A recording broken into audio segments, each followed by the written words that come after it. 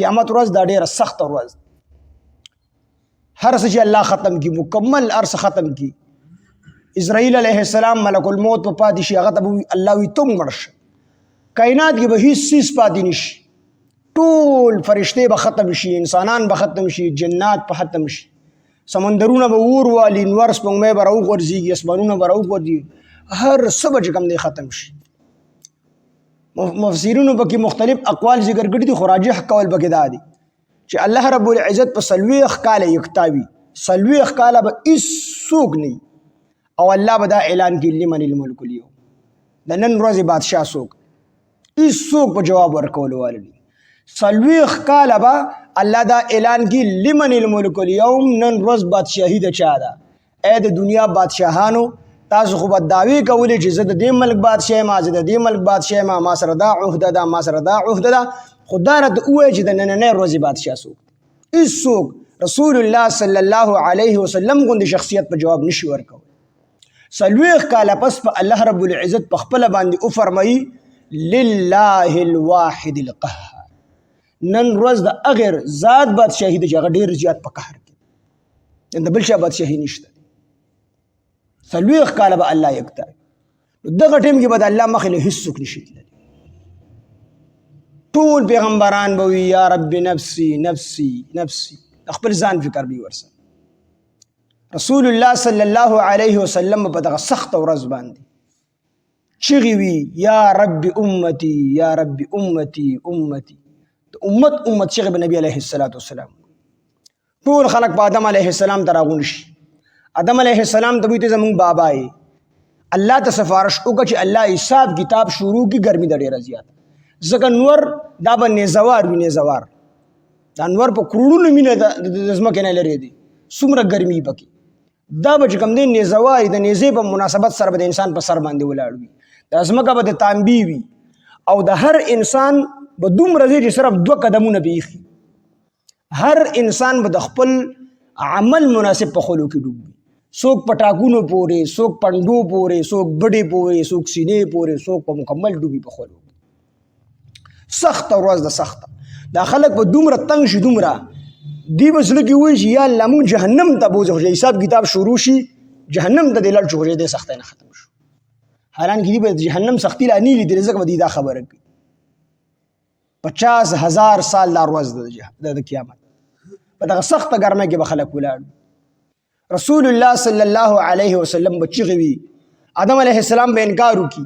ما نه خطایي شوې ده زه د الله مخې نه نشم ابراهیم علیه السلام نوح علیه السلام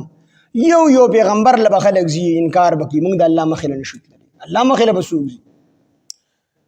اخره کې به ټول خلک وایي چې د آخر زمانې پیغمبر محمد صلی الله علیه وسلم نه لاړ شي ټول خلک به راشي رسول الله صلی الله علیه وسلم ته به کښېني د الله پیغمبر ډېره سخته ګرمي ده خلک تنګ شوی دی الله ته ووایي چې حساب کتاب شروع کړي رسول الله صلی الله علیه وسلم به په سجده باندې سر کېږدي الله ته به جاړي الله به ورته وفرمایي محبوبه سر اوچت که څه غواړې رسول الله صلی الله علیه وسلم وایي الله ګرمي ده خلک تنګ شوی دی ډېر زیات الله حساب کتاب شروع کړه الله به ډېر په قهر کړي الله به رسول الله صلی الله علیه وسلم ته وفرمایي زما محبوبه دا خبره ما ستا په تله کې ایښو چې ستا په دعا باندې به حساب کتاب شروع کوم خدا راته ووایه ستا په امت کې دې څوک چې زما سره حساب کتاب وکړي رسول الله صلی الله علیه وسلم ابوبکر صدیق رضی الله عنه ونیسي او د الله مخې له به یې بوځي ابوبکر صدیق په چغې وي یا د الله پیغمبره زما سره سري زه به د الله مخې له څنګه ځم زه به څنګه د الله مخې ته پیش کېږم ما څه کړي دي حالانکه ابوبکر صدیق دومره د الله نه په دنیا کې به یېرېدو چې په لاره باندې به روان ودسي او یو څاروی به یې ولیده نو ډېر خفه به شو ته ای څاروي تا ډېرې مزې وکړلې ته ډېر په مزو کې دلته چې کوم دی د ونو په سورو باندې سریږي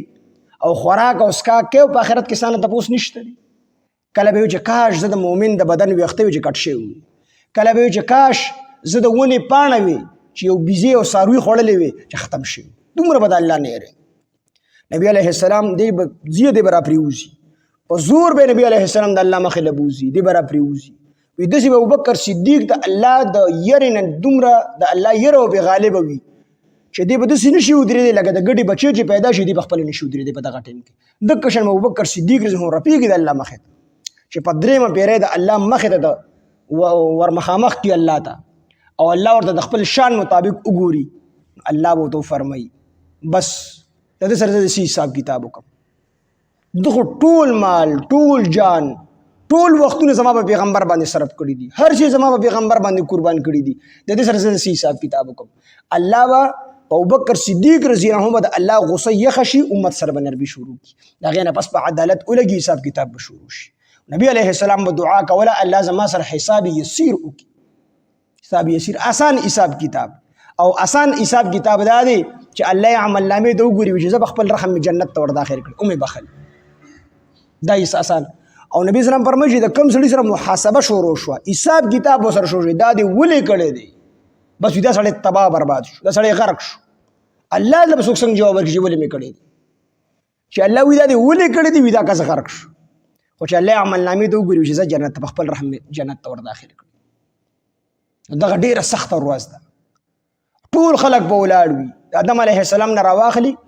تر چې کوم لا دنیا ته نه دي راغلي قیامت پورې ټول انسانان به پلان کې د پلان کې زوی کامیاب شو، ټول خلک په ووري، پلان کې د پلان کې زوی ناکام شو. نو دلته یو سړی امتحان کې پیر شي،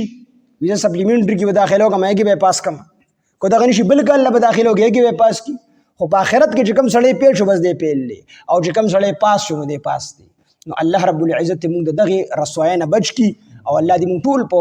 قیامت په امتحان کې پاس کړي چې موږ د الله مخې ته زموږ عمل نامه پیش کړي شي، او الله چې په خپل رحم مې وبخو جنت ته ور داخل کړي، او الله دې موږ د رسول الله صلی الله علیه وسلم شفاعت او سفارش نصیب کړي. ورځ د قیامت پس خلک د سره روان کړي، په دې مخ باندې به فرشتې وخي، نبی علیه السلام برامنډ کې دا زما امتیان دي، ځکه د نبی علیه السلام د امتیانو د سجدې چې کوم په بدن کې او دس کې چې کوم اندامونه لمدېږي دا به رڼا کوي، د دې وجې نه تاسو د خپې بره پورې انځئ، برې پورې د خپې انځئ تر کومې پورې چې دا تا په اوداسه کې لمدې کړې دا په ورځ د قیامت تر دغه ځای پورې رڼا کوي. نو دا به پېژندي شي چې د رسول الله صلی الله علیه وسلم امتیان دي، دا به رڼاګانې کوي. نو نبی علیه السلام به ورمنډه کړي او زما امتیان دي، فرشتې به دوی د الله پیغمبره دا ستا امتیان دي، خو ستا په طریقه نه دي چلېدلي،